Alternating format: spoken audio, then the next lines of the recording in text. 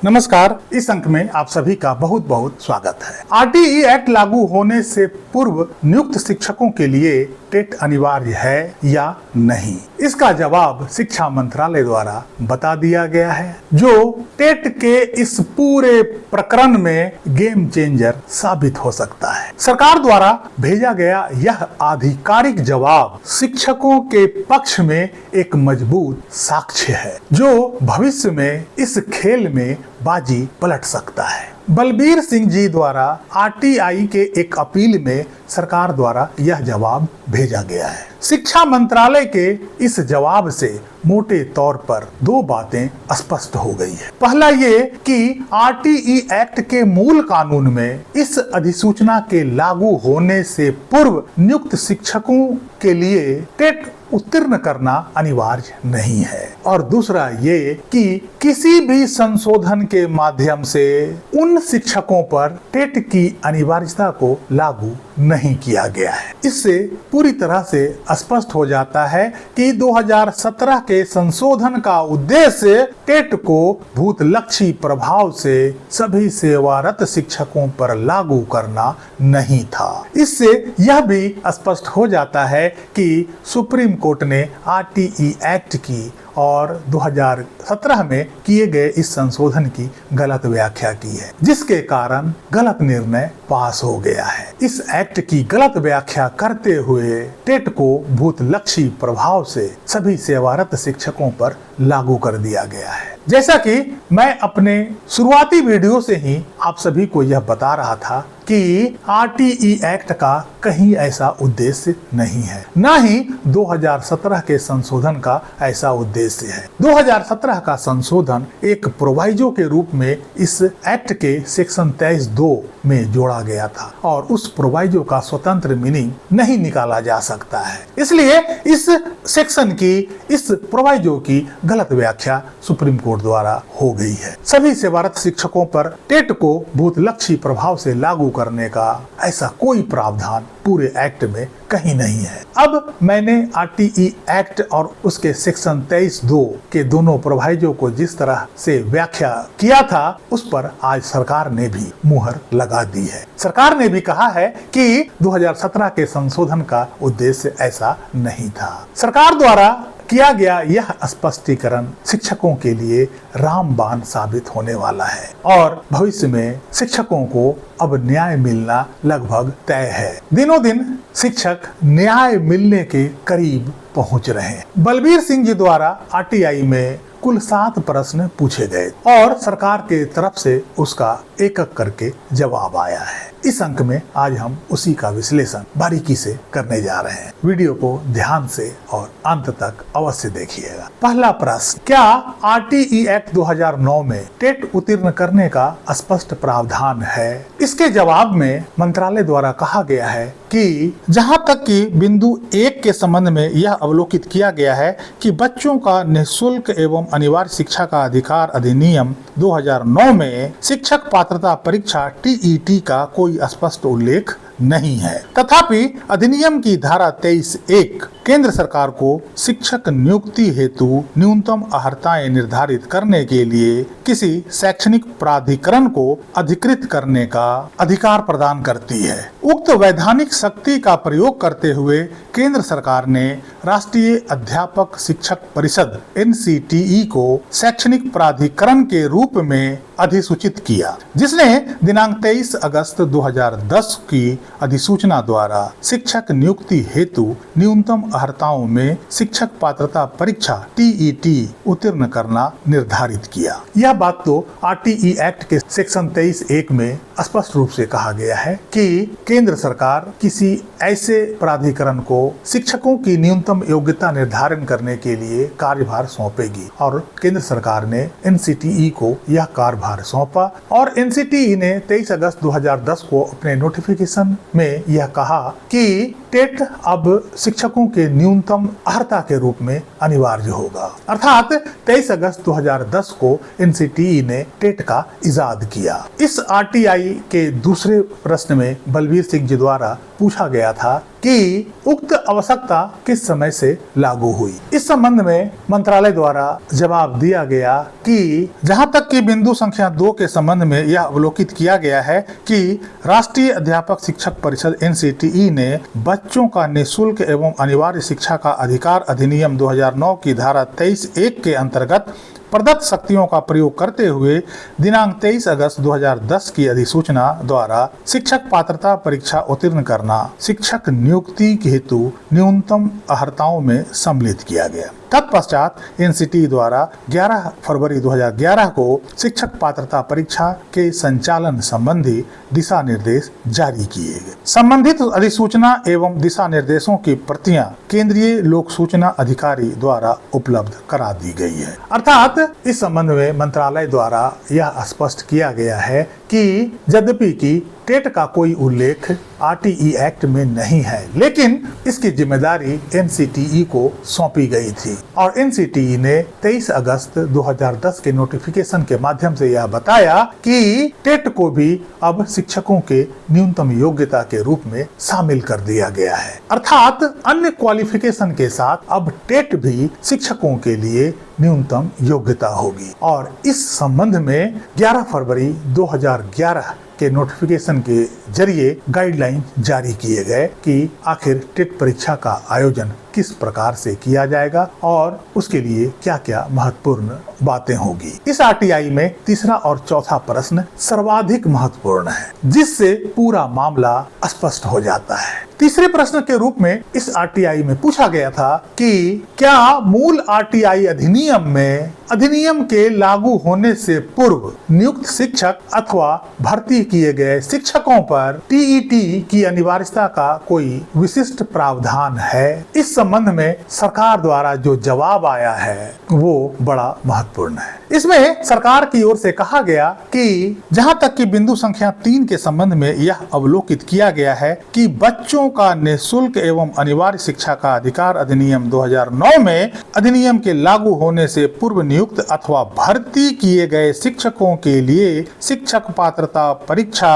उत्तीर्ण करने संबंधी कोई स्पष्ट प्रावधान नहीं है। तथापि माननीय सर्वोच्च न्यायालय ने अपने दिनांक 1 सितंबर 2025 के निर्णय में बच्चों का निःशुल्क एवं अनिवार्य शिक्षा का अधिकार अधिनियम 2009 उसके अधीन जारी अधिसूचनाओं तथा लागू वैधानिक व्यवस्था का परीक्षण करते हुए विधि की व्याख्या की है तथा अपने निर्णय में निहित निर्देशों के अनुसार शिक्षक पात्रता परीक्षा को शिक्षक नियुक्ति हेतु एक अनिवार्य न्यूनतम अर्हता माना है। इससे पूरी तरह यह स्पष्ट हो जाता है कि सुप्रीम कोर्ट ने RTE एक्ट की गलत व्याख्या की है। सेक्शन 23(2) और उसके दोनों प्रोविजो को जिस तरह से व्याख्या करके सभी सेवारत शिक्षकों पर भूतलक्षी प्रभाव से टेट को लागू कर दिया गया है वो पूरी तरह से गलत है। RTE एक्ट के मूल अधिसूचना में ऐसा कहीं भी नहीं कहा गया है कि TET उत्तीर्ण करना सभी सेवारत शिक्षकों के लिए अनिवार्य होगा। इसे भूतलक्षी प्रभाव से लागू करने का कोई प्रावधान नहीं है। मैं शुरू से अपने वीडियो में इस बात को स्पष्ट करता रहा हूं कि सुप्रीम कोर्ट ने सेक्शन 23(2) और उसके दोनों प्रोविजो की गलत व्याख्या की है। सुप्रीम कोर्ट ने इसके प्रोविजो की जिस तरह से व्याख्या की है और एवरी टीचर का स्वतंत्र अर्थ निकाला है वो पूरी तरह से गलत है। कभी भी प्रोविजो में लिखे गए शब्दों का स्वतंत्र मीनिंग नहीं होता है। उसका मीनिंग उसी संदर्भ में निकाला जाना चाहिए जिस सेक्शन का वो प्रोविजो है। इसलिए अब पूरी तरह से यह स्पष्ट हो गया कि RTE एक्ट का उद्देश्य कभी ऐसा नहीं रहा कि इसे भूतलक्षी प्रभाव से सभी सेवारत शिक्षकों पर टेट को अनिवार्य कर दिया जाए। चौथा प्रश्न भी बहुत महत्वपूर्ण प्रश्न है। चौथे प्रश्न में यह पूछा गया है कि क्या TET उत्तीर्ण करने की आवश्यकता RTE अधिनियम में किसी संशोधन के माध्यम से जोड़ी गई थी? यदि हाँ तो उसका विवरण। इस प्रश्न का पूरा फोकस 2017 के संशोधन से था। अर्थात इस प्रश्न के माध्यम से इनडायरेक्टली यह पूछा गया था कि क्या 2017 के आरटीई एक्ट के संशोधन का ऐसा कोई उद्देश्य था कि टेट को भूतलक्षी प्रभाव से सभी सेवारत शिक्षकों पर लागू कर दिया जाए। इस प्रश्न के जवाब में सरकार द्वारा जो कहा गया है उससे यह साबित हो जाता है कि जिस संशोधन को अभी तक कल्प्रिट या विलेन माना जा रहा था वो तो कल्प्रिट है ही नहीं, बल्कि उसे जानबूझकर कल्प्रिट बना दिया गया, विलेन बना दिया गया, जबकि उसका रोल विलेन का नहीं था। इसके जवाब में मंत्रालय द्वारा कहा गया कि जहां तक बिंदु संख्या 4 के संबंध में यह अवलोकित किया गया है कि शिक्षक पात्रता परीक्षा टीईटी उत्तीर्ण करने की आवश्यकता आरटीई अधिनियम में किसी संशोधन के माध्यम से नहीं जोड़ी गई। यह आवश्यकता अधिनियम की धारा 23(1) के अंतर्गत प्रदत्त शक्तियों का प्रयोग करते हुए राष्ट्रीय अध्यापक शिक्षक परिषद एनसीटी द्वारा दिनांक 23 अगस्त 2010 को जारी अधिसूचना से उत्पन्न हुई। उक्त अधिसूचना में समय समय पर एनसीटीई द्वारा संशोधन किए गए। अर्थात आरटीई एक्ट में कोई ऐसा संशोधन नहीं किया गया जिसके माध्यम से टेट को दोबारा उन शिक्षकों पर लागू कर दिया जाए जिनकी नियुक्ति इस एक्ट को लागू होने से पहले हुई थी। अर्थात किसी भी संशोधन का ऐसा उद्देश्य नहीं था कि टेट को भूतलक्षी प्रभाव से लागू कर दिया जाए। टेट किन शिक्षकों के लिए अनिवार्य होगा यह 23 अगस्त 2010 के एनसीटीई के अधिसूचना में दिया गया था और समय समय पर इस अधिसूचना में संशोधन किए गए हैं। लेकिन आरटीई एक्ट में संशोधन करके बाद में टेट को इस नोटिफिकेशन के अलावा किन्हीं शिक्षकों पर नहीं थोपा गया है या उनके लिए बाध्य नहीं किया गया है। अर्थात 2017 का संशोधन पर जो सारा मामला फंसा हुआ था वो अब स्पष्ट हो गया। 2017 का संशोधन अभी तक सबका दुश्मन बना हुआ था, लेकिन शुरुआती दौर से ही मैं सभी को स्पष्ट कर रहा था कि 2017 के संशोधन का कतई ऐसा उद्देश्य नहीं था। यदि 2017 के संशोधन का ऐसा उद्देश्य होता कि टेट को सभी सेवारत शिक्षकों पर भूतलक्षी प्रभाव से लागू कर दिया जाए तो यह प्रोवाइजो के रूप में नहीं बल्कि सब सेक्शन के रूप में जोड़ा जाता। चूंकि यह प्रोवाइजो के रूप में जोड़ा गया है, इसका तात्पर्य केवल उन शिक्षकों से है जिन शिक्षकों की नियुक्ति 5 साल के रिलैक्सेशन पीरियड के दौरान राज्यों द्वारा की गई थी। सुप्रीम कोर्ट द्वारा पूरी तरीके से इसकी गलत व्याख्या की गई और गलत निर्णय पास किया गया। यही कारण है कि शुरुआती दौर से मुझे ऐसा लग रहा था कि एक न एक दिन यह गुत्थी अवश्य सुलझेगी और शिक्षकों को न्याय मिलेगा। आज वो गुत्थी सुलझती नजर आ रही है जब सरकार ने अपना स्पष्टीकरण आरटीआई के माध्यम से अपने जवाब में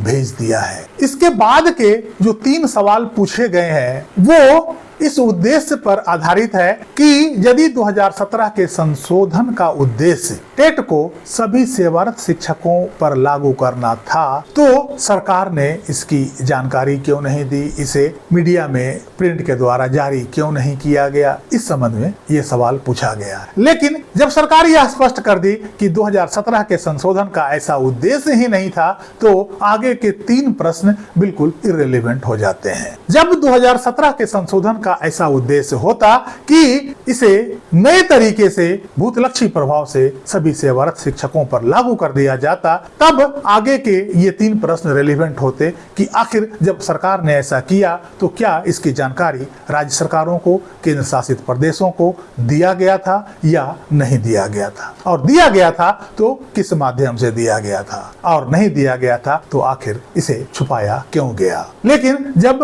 अपने चौथे ही प्रश्न में सरकार ने यह कह दिया कि किसी भी संशोधन में टेट को सभी सेवारत शिक्षकों पर लागू करने का कोई भी उद्देश्य नहीं था तो आगे के सारे प्रश्न अप्रासंगिक हो जाते हैं। फिर भी आप सभी को मैं पढ़कर बता देता हूँ। 5वां प्रश्न यह पूछा गया था कि क्या उक्त आवश्यकता के संबंध में भारत सरकार द्वारा राज्यों, संघ राज्य क्षेत्रों को सूचना प्रेषित की गई थी, यदि हाँ तो उसका माध्यम। इसके जवाब में सरकार द्वारा कहा गया कि जहां तक कि बिंदु संख्या 5 के संबंध में यह अवलोकित किया गया है कि राष्ट्रीय अध्यापक शिक्षा परिषद द्वारा दिनांक 23 अगस्त 2010 को शिक्षक नियुक्ति हेतु न्यूनतम अर्हता संबंधी अधिसूचना जारी की गई तथा तत्पश्चात 11 फरवरी 2011 को शिक्षक पात्रता परीक्षा के संचालन संबंधी दिशा निर्देश सभी राज्यों एवं संघ राज्य क्षेत्रों के शिक्षा सचिवों, शिक्षा आयुक्तों को आवश्यक कार्यवाही हेतु प्रेषित किए गए। संबंधित अधिसूचना एवं दिशा निर्देशों की प्रतियां केंद्रीय लोक सूचना अधिकारी द्वारा उपलब्ध करा दी गई थी। इसके जवाब में सरकार ने 23 अगस्त 2010 और 11 फरवरी 2011 के नोटिफिकेशन की बात की है। चूंकि 2017 के संशोधन का ऐसा कोई उद्देश्य नहीं था तो उसके बारे में यहाँ कोई बात नहीं की गई थी। चूंकि 23 अगस्त 2010 का नोटिफिकेशन ही मूल अधिसूचना है जिसमें किन शिक्षकों के लिए टेट न्यूनतम अर्हता के रूप में अनिवार्य है और किन पर नहीं, इसकी स्पष्ट जानकारी दी गई थी। उसके बाद कोई भी संशोधन द्वारा अलग से किन्हीं शिक्षकों को इसमें टेट की अनिवार्यता को नहीं जोड़ा गया है। छठा और सातवां प्रश्न का भी अब रिलेवेंसी नहीं रह जाता है क्योंकि सरकार ने यह स्पष्ट कर दिया कि किसी भी संशोधन का ऐसा कोई मंशा नहीं था कि टेट को भूतलक्षी प्रभाव से लागू किया जाए। तो अब बाकी के प्रश्न सारे उतने महत्वपूर्ण नहीं रह जाते हैं। छठा प्रश्न में यह पूछा गया था कि क्या उक्त आवश्यकता के संबंध में प्रिंट अथवा इलेक्ट्रॉनिक मीडिया के माध्यम से कोई प्रकाशन किया गया था, और सातवां प्रश्न यह था कि क्या संबंधित राज्य सरकारों द्वारा प्रभावित शिक्षकों को उक्त आवश्यकता के संबंध में सूचित करने हेतु कोई सार्वजनिक आदेश अथवा प्रकाशन जारी किया गया था, संबंधी सूचना मांगी गई थी। इसके जवाब में मंत्रालय द्वारा कहा गया कि जहां तक कि बिंदु संख्या 6 के संबंध में यह अवलोकित किया गया है कि प्रिंट अथवा इलेक्ट्रॉनिक मीडिया के माध्यम से उक्त आवश्यकता के प्रकाशन से संबंधित कोई पृथक अभिलेख इस लोक प्राधिकरण के पास उपलब्ध नहीं है तथा शिक्षक पात्रता परीक्षा संबंधी प्रावधान राष्ट्रीय अध्यापक शिक्षा परिषद द्वारा जारी दिनांक 23 अगस्त 2010 की अधिसूचना तथा दिनांक 11/2/2011 के दिशा निर्देशों के माध्यम से सभी राज्यों एवं संघ राज्य क्षेत्रों के शिक्षा सचिवों, शिक्षा आयुक्तों को आवश्यक कार्यवाही हेतु प्रेषित किए गए। इस संबंध में इस लोक प्राधिकरण के अभिलेखों में अन्य कोई सूचना उपलब्ध नहीं है। सातवें प्रश्न के जवाब में मंत्रालय द्वारा यह कहा गया कि जहां तक कि बिंदु संख्या 7 के संबंध में यह अवलोकित किया गया है कि संबंधित राज्य सरकारों द्वारा प्रभावित शिक्षकों को उक्त आवश्यकता के संबंध में जारी किए गए सार्वजनिक आदेश अथवा प्रकाशन से संबंधित सूचना इस लोक प्राधिकरण द्वारा संधारित नहीं की जाती है। तथापि दिनांक 23 अगस्त 2010 के वैधानिक अधिसूचना तथा दिनांक 11/2/2011 के दिशा निर्देश राष्ट्रीय अध्यापक शिक्षक परिषद NCTE द्वारा सभी राज्यों एवं संघ राज्य क्षेत्रों को आवश्यक कार्यवाही हेतु प्रेषित किए गए थे। इस लोक प्राधिकरण के अभिलेखों में उपलब्ध सूचना से परे इस संबंध में कोई अन्य सूचना उपलब्ध नहीं है। मंत्रालय द्वारा बार बार 23 अगस्त 2010 और 11 फरवरी 2011 के नोटिफिकेशन की चर्चा की जा रही है क्योंकि 23 अगस्त 2010 का ही अधिसूचना मूल अधिसूचना है। उसके बाद टेट को किसी भी तरह से किसी भी संशोधन के माध्यम से इसे और अधिक शिक्षकों पर भूतलक्षी प्रभाव से लागू करने का कोई उद्देश्य नहीं था। इस अधिसूचना के बाद RTE एक्ट में कोई ऐसा संशोधन नहीं किया गया जिसके कारण टेट को देश के सभी सेवारत शिक्षकों के ऊपर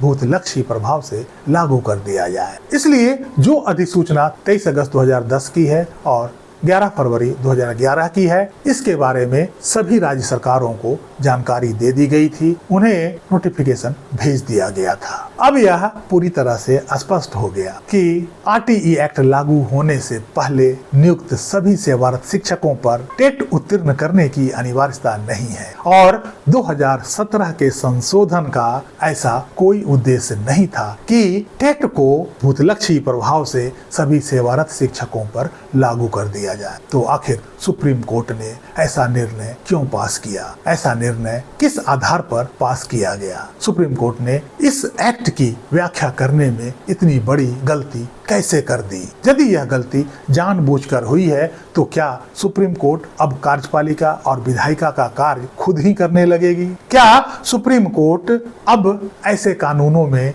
नए नए प्रावधान खुद जोड़ने लगेगी। क्या यह सुप्रीम कोर्ट के अधिकार क्षेत्र में आता है? विधायी कार्य करना विधायिका का काम है, संसद का काम है। यह काम न्यायपालिका का नहीं है। न्यायपालिका का काम उस एक्ट की सही व्याख्या करना और यदि वो कानून संविधान के मूल भावना के विपरीत है तो उसे असंवैधानिक घोषित करना, न कि उस कानून में नए प्रावधान को जोड़ना। इसलिए सुप्रीम कोर्ट का 1 सितंबर 2025 का और 29 मई 2026 का दोनों निर्णय पूरी तरीके से गलत है, गलत व्याख्या पर आधारित है। अब आगे के अंक में चर्चा करेंगे कि आखिर शिक्षकों का इसका सकारात्मक परिणाम कहां-कहां मिलना है और आखिर शिक्षक जीत के कितने करीब पहुंच चुके हैं। आगे शिक्षकों को क्या करना है, सरकार के इस जवाब का कहां उनको लाभ मिल सकता है और कैसे यह जवाब उनको